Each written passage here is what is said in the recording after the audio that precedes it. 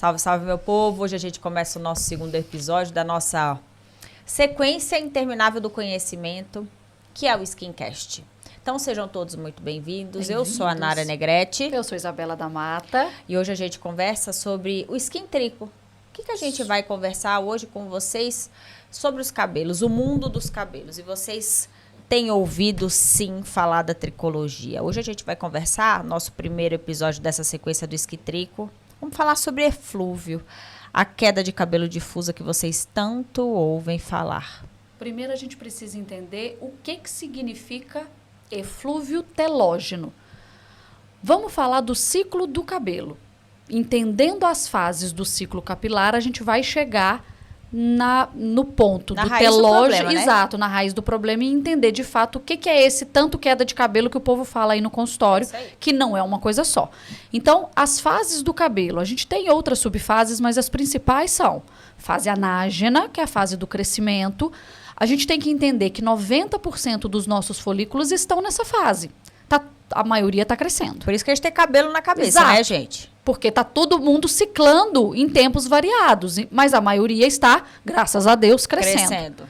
A gente tem a fase, que é aquela fase mais curtinha, dura muito pouco. Lembrando que a fase anágena que eu acabei de falar, ela é geneticamente determinada. Isso. Então, Nara, não adianta você chegar no meu consultório e falar: doutora, meu cabelo, me ajuda a fazer meu cabelo crescer. Aí a primeira pergunta que você tem que fazer para o paciente: já cresceu? Você já teve cabelo grande? Por quê? Porque a fase anágena das pessoas pode variar geneticamente falando. Então, é claro que existem coisas externas que podem interromper, né, a fase, quebras químicas, por exemplo. Mas se a pessoa me falar: não, eu nunca tive cabelo longo, então não se contente com a sua fase anágena, meu amigo. Exato. Se contente. Geneticamente falando, a fase anágena daquela pessoa é curto. Então, ele vai ter um comprimento menor. Eu brinco que eu tenho algo em comum com Yasmin Brunet. Ela tem mesmo, porque o cabelo dela, gente, a fase anágena de Isabela dura pelo menos uns 6 anos. Já a minha, nós vamos botar aí uns 2 anos, porque eu nunca tive cabelo grande. Então, a gente já tá... O mundo é muito injusto. O mundo é muito injusto. E aí, Isabela, então a gente vê que 90% dos nossos fios, eles estão na fase anágena. E depois da anágena, o que rola? Aí a gente já tem uma fase muito curtinha, que é aquela fase que chama catágena, que é assim: ou tá na hora de parar. Eu quero que você interrompa esse ciclo de crescimento, porque depois todo o cabelo cai, tá, gente? Então, quando um paciente te chega no consultório e fala: meu cabelo tá caindo, calma, todo o cabelo cai. A questão é a proporção de queda. Então, essa fase, ela tem uma duração bem curtinha, você não vai ver nada clinicamente falando, e depois eu vou ter a fase telógena, que vai durar aproximadamente 3 meses. É uma fase que até então a gente achava que era de repouso. A gente achava que era de repouso, mas na fase telógena rola muita coisa. Isso. Rola muita coisa. Para preparar aquele folículo para a nova fase anágena. De fato, quando o cabelo termina ali a sua fase de telogenização, o que vai acontecer? A queda clínica. Ele tá pronto para cair. Exato. Ele tá pronto para desprender do couro cabeludo. Isso. Só que essa fase, ela demora 3 meses. Então, o que eu preciso que você entenda no primeiro momento? Que quando a pessoa chega no seu consultório falando que o cabelo dela está caindo aos montes, você não tem que pensar o que aconteceu com ela ontem que começou a queda. Você tem que pensar o que aconteceu com ela 3 a 6 meses atrás. Porque é este o tempo que o cabelo leva, de fato, para começar a fase telógena e, de fato, cair. Então, a gente tem literalmente como se fosse um relógio. Isso. Um relógio dentro da nossa cabeça, do nosso couro cabeludo. Por isso que tratar as doenças do couro cabeludo, elas exigem na verdade, assim, um cronograma para que a gente entenda essa sincronização, esse relógio que é o couro cabeludo, que é o folículo piloso. E as consultas de cabelo, elas são consultas que não adianta uma consulta rápida. Porque não, a consulta de cabelo é uma consulta que a paciente vai te contar tudo.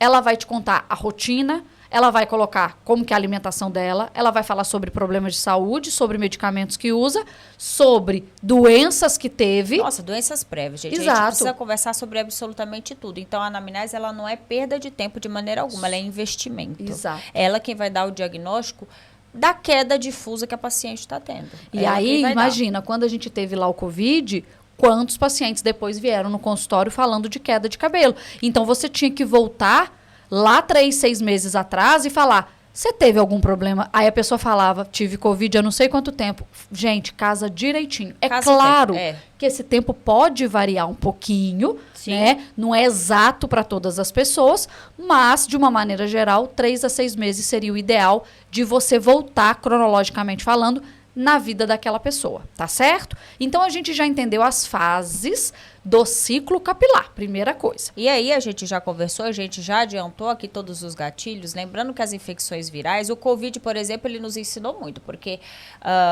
o eflúvio telógeno causado pelo Covid, ele também, o vírus infecta e pode ter um eflúvio anágeno pelo Covid. Se vocês imaginam um eflúvio, uma queda de cabelo comparada à pós-quimioterapia. Então, pegando quase 90% dos fios em anágeno.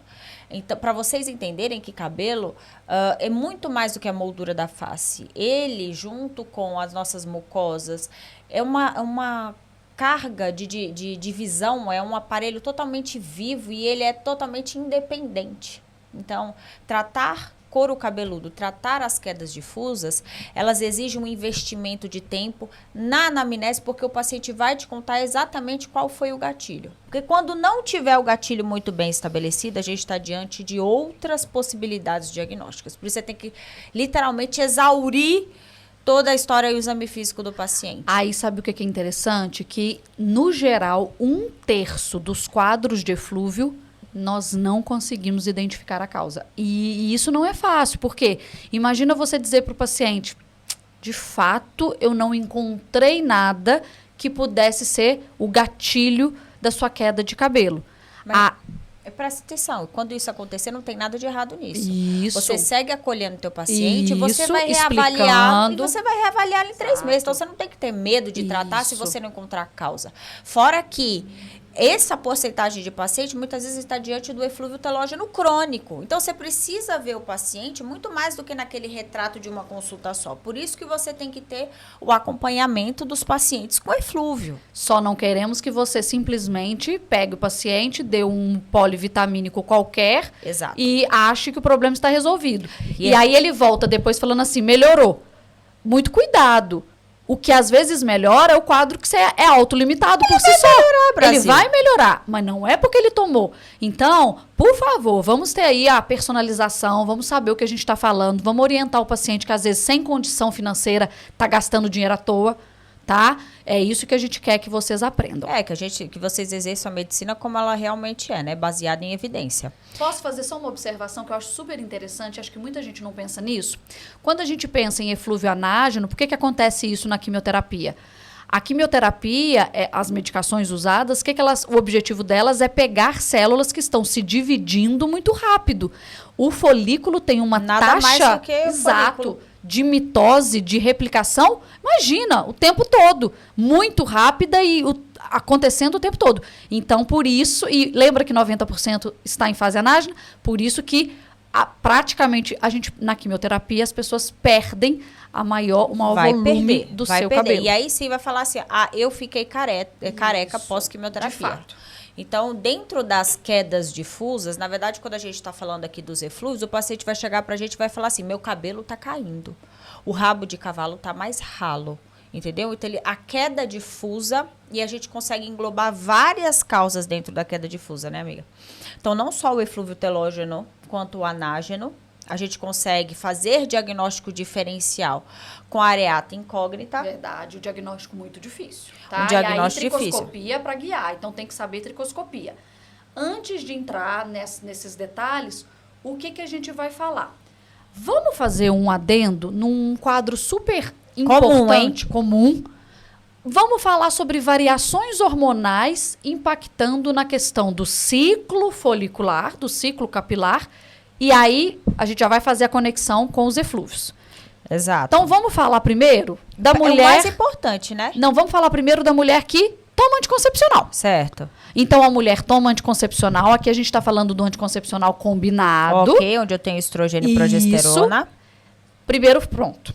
Segundo ponto, falando sobre hormônio e ciclo capilar, gravidez.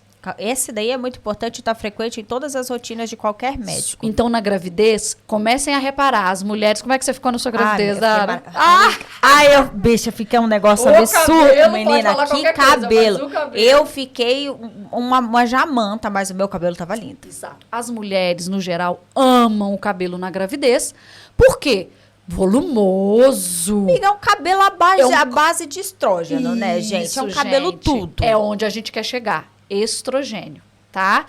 E depois a gente pode comentar sobre, ao contrário, o uso do, por exemplo, a testosterona, os chips da beleza, causando aí até um adianto do quadro de calvície. Com toda certeza. Mas, agora a gente vai falar sobre o estrogênio. Então, o papel do estrogênio no ciclo capilar. O que ele tem a capacidade de fazer? Alongar, aumentar a duração da fase anágena. Anágena, gente. Então, gente, imagina uma mulher grávida que durante os 9 meses, sob o efeito de estrogênio, né, e outros hormônios, mas estrogênio é um deles, principais, vai fazer com que aquele cabelo que era para cair, porque todo cabelo, como eu já disse, cai, não cai. Eu tenho um prolongamento de anágeno e uma diminuição da quantidade de telógeno na nossa cabeça. Então, é tudo, é apenas tudo. Exato. Então, se a sua fase anágena durava 2 anos, ela vai passar a durar 3, porque você vai ficar grávida, você tem 40 semanas. E no anticoncepcional, o que as mulheres chegam pra gente e falam? Eu parei meu anticoncepcional há X tempo, 3 a 6 meses, vamos lembrar mais ou menos essa data, e meu cabelo está despencando. Vira pra telógeno, entendeu? E aí, o que acontece pós-parto? Eu brinco que tão certo quanto a morte... O eflúvio pós-parto. A mulher vai chegar, porque além de tudo, amamentando, cansaço. Perda de peso. Tudo, literalmente tudo. Literalmente tudo, amiga. A queda do cabelo. E aí, sabe uma coisa que eu tava até falando? Que a minha irmã, ela pariu recente. Ela tá assim, gente, meu sobrinho tá mais ou menos com 9 meses e o cabelo dela tá despencando e ela fica desesperada. E aí a gente vai conversar sobre esse negócio de repilar, que a gente, um eflúvio, o cabelo vai voltar, vai voltar, então a gente tem que ter muita calma, tá? Porque o cabelo dela tá despencando, mas ela já está sendo medicada, obviamente, né, por mim.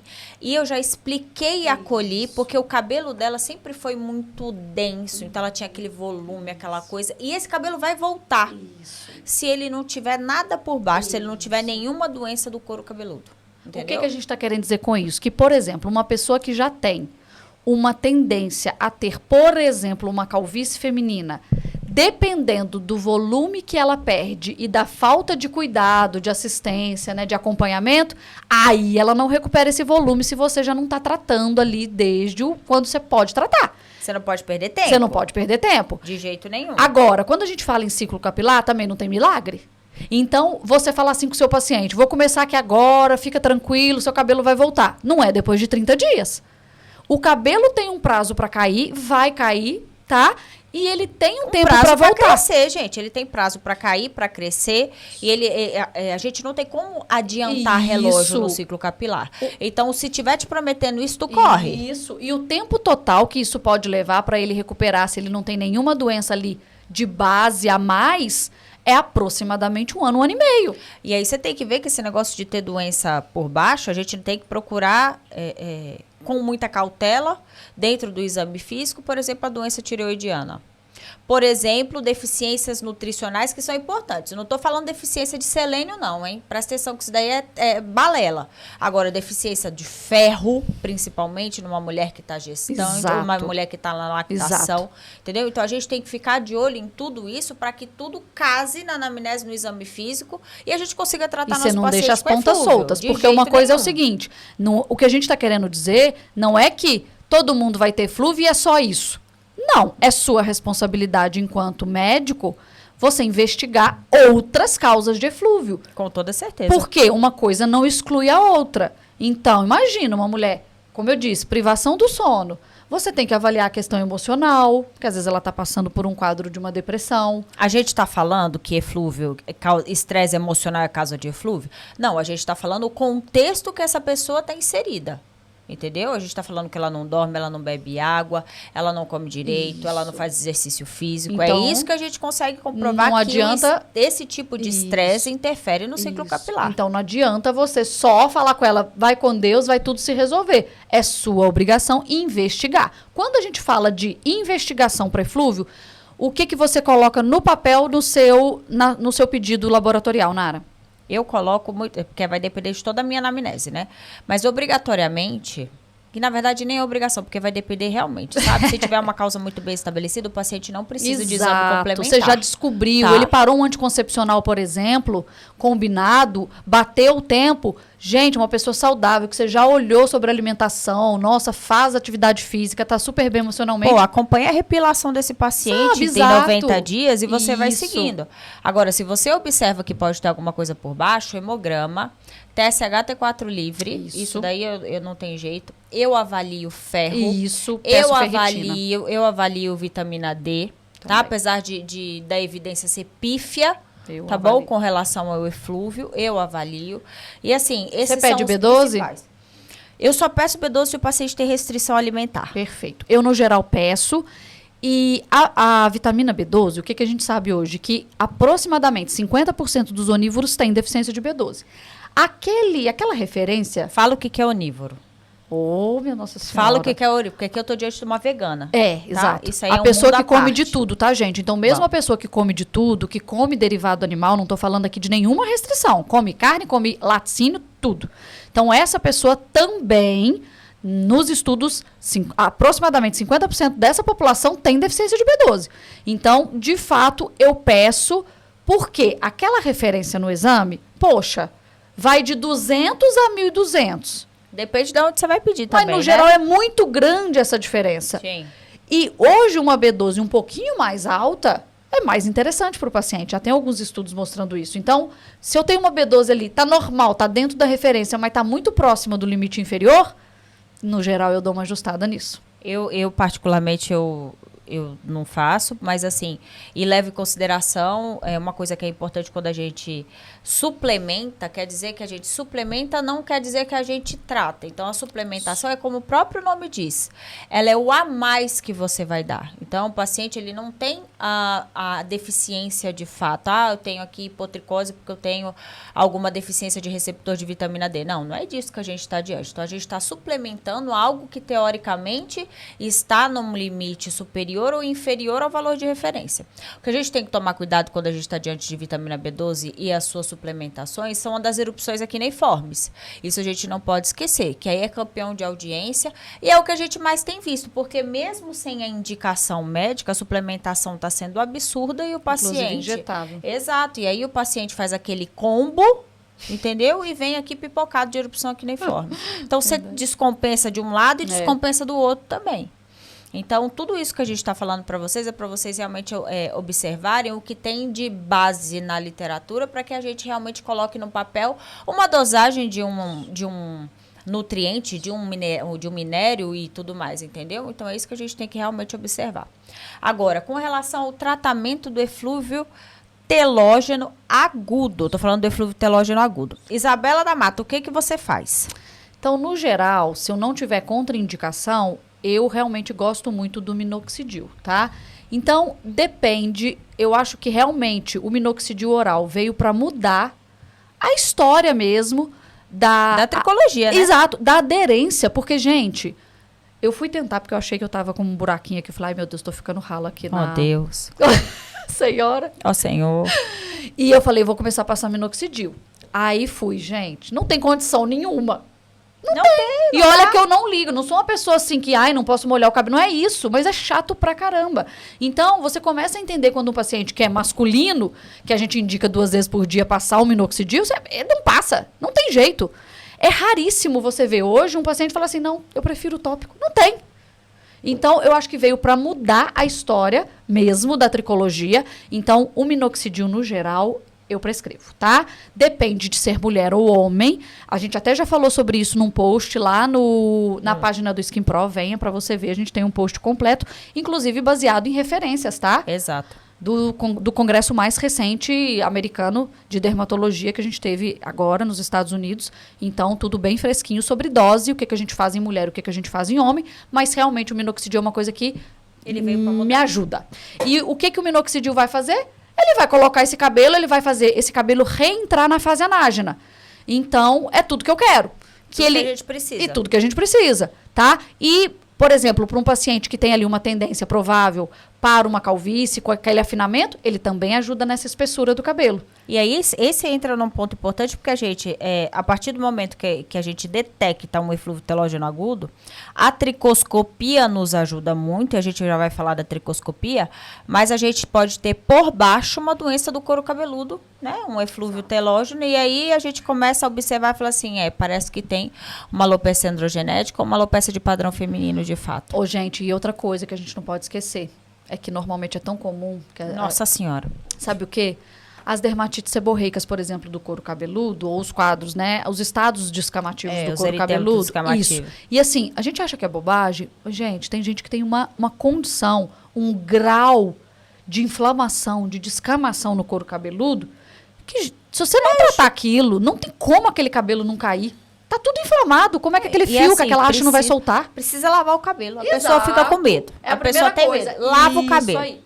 Então, você tem que saber orientar, inclusive sobre rotina capilar. Isso é um ponto importante e a gente pega muito no pé por conta da cosmética capilar, porque tudo isso é direcionado, é individualizado. Os pacientes cobram, os pacientes perguntam. Eles te perguntam, por exemplo... anti-queda, vale a pena? Gente, se você não souber responder isso, ou pelo menos explicar isso, não valeu a pena, às vezes, pagar a consulta. Só para deixar bem claro, o shampoo anti-queda não resolve nada. Exato. Então, isso aqui fica registrado aqui no Skincast. É o primeiro ponto dentro Sem conflito de interesse. Zero conflito de interesse. Meu conflito é com quem não lava o cabelo. Tem que lavar. Isso. E lembrando que o shampoo, gente, é para higienizar o couro cabeludo, tá? O shampoo é para lavar. Exato, para higienizar o couro cabeludo, é para isso que ele foi feito. Claro que as mulheres se preocupam com a cosmética do fio. A gente não quer um cabelo duro, um cabelo sem brilho. E a gente consegue fazer isso daí com pré-poo, né? Consegue proteger a haste. Isso. Então, a gente no Skin Trinco vai explicar exatamente, detalhadamente, até como você orientar seu paciente a lavar o cabelo. Que é importantíssimo. Aí, bora que tem muita coisa para falar. Então, vamos falar o seguinte. Eu não acho a tricoscopia do eflúvio fácil, até porque muitas vezes ela é inocente.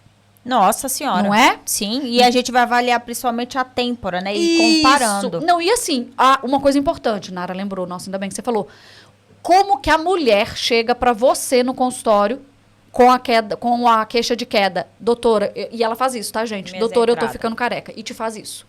E ela faz esse gesto com a mão, te mostrando a região temporal bilateral, que realmente é uma região com uma densidade menor um pouquinho e com fios mais finos que perdeu difusamente. Mas aquela região é a região onde ela tá vendo que tá muito sem cabelo. Não, ela fala assim, as entradas estão aparecendo e eu vou ficar careca, entendeu? E você vê a linha de implantação ainda muito bem marcada, mas você vê essa rarefação em toda a orla.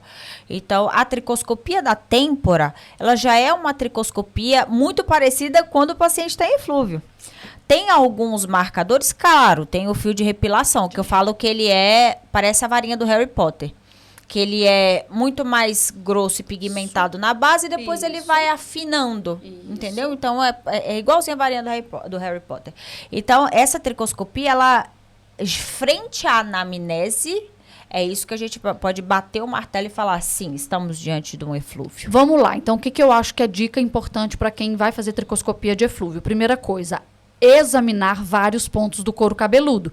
Se você tem uma queda difusa, vários pontos do couro cabeludo vão ter alteração. Exato. Então, se você pensa numa padrão feminino, você vai achar alteração onde eu tenho receptor, né? O receptor. Aqui atrás eu não vou ter. Então, já é uma coisa para você fazer. Aqui eu não tenho, aqui eu tenho, provavelmente calvície. Quando você acha alteração em tudo, aí a gente está falando do eflúvio. Então, vamos lá. Primeira coisa, o que a Nara falou é o fio de recrescimento.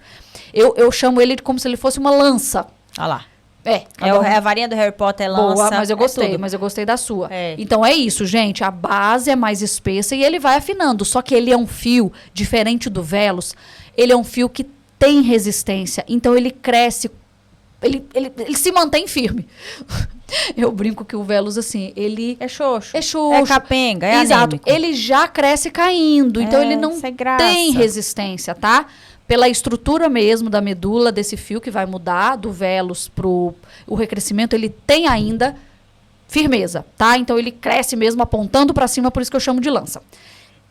Mais uma coisa que a gente pode ter, tá? Não é sempre que vai ter, porque às vezes é inocente, a gente realmente não acha muita coisa. Mas a gente pode ter folículo vazio.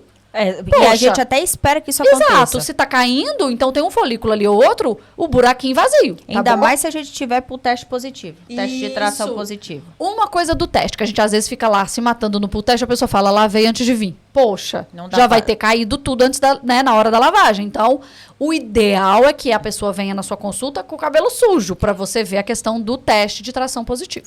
Mas assim, isso daí também é um rolê meio questionável, porque assim, a gente vai pegar mechas de 50 a 60 fios mais ou menos, e a gente vai fazer uma pressão moderada. A gente vai sair puxando o cabelo, entendeu? Vocês prestem atenção quando vocês forem fazer. E aí você vai vendo em todas as áreas do cabelo. Se tiver maior do que 2 fios, a gente já tem um teste positivo. E aí, quando você pegar na sua mão, você vai ver que o fio em anágeno, ele tem como se fosse um cotonete na pontinha. A pontinha dele é branco. Então, aí você consegue, com o seu dermatoscópio, você já colocar ali no seu fio e falar assim, poxa, eu estou diante realmente de um fio telógeno. Ou você pega uma pontinha que ela não parece o cotonete branquinho, ela fica quase que distrófica. Você está diante de um anágeno. A gente consegue já fazer isso daí sem necessidade de um tricograma, por exemplo. Já fazendo uso do nosso dermatoscópio mesmo. Entendeu? Então, a gente está entregando aqui nesse Nossa Senhora, você foi longe. Nós estamos falando, hein? Aqui não tem reserva de conhecimento, não. Tu viu, bicho? Meu Deus do céu. Então, terceira coisa só, última que a gente pode ter na tricoscopia. Fala aí. Menos número de fios por folículo. Com toda certeza. Então, gente, você tem que examinar para saber o que é o mais comum daquele paciente. Se você está vendo ali na média que ele tem 2, 3 fios por folículo e de repente você começa a ver que, nossa, tem muito de um.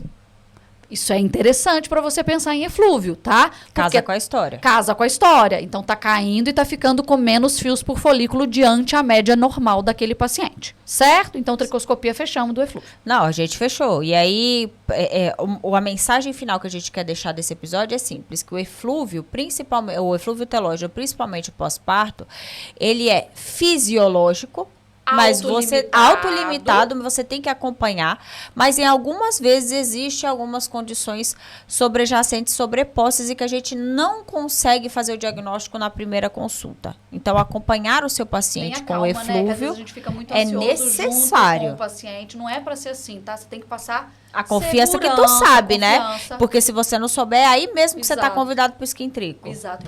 Só mais uma coisa, lembrando, gente, que amamentação e gestação, a gente não usa minoxidil, tá bom? E amamentação, a gente evita. A gente evita e a gente deixa, se for muito importante, impreterível, a gente deixa o minoxidil tópico. Certo? Então, a gente finaliza esse nosso episódio do Skincast convidando você para o nosso Skin Trico. Nossa primeira edição, assim, é uma edição especial, porque a gente está falando sobre tudo, absolutamente tudo, com muito detalhe. Serão 5 dias de aula, tá? Bastante teoria e, óbvio, muita prática. Com tudo que vocês precisam para sair que vocês aplicando. Precisam, porque aí a gente vai aplicar literalmente a teoria que vai ser bem destrinchada para a tua prática. Então, não necessariamente você que é dermatologista, mas você também é muito bem-vindo, como os médicos, porque o eflúvio, porque a queda de cabeça, queda de cabelo, ela tá em todo e qualquer lugar que vocês possam imaginar. Então, bate aqui e vem com a gente. Bora.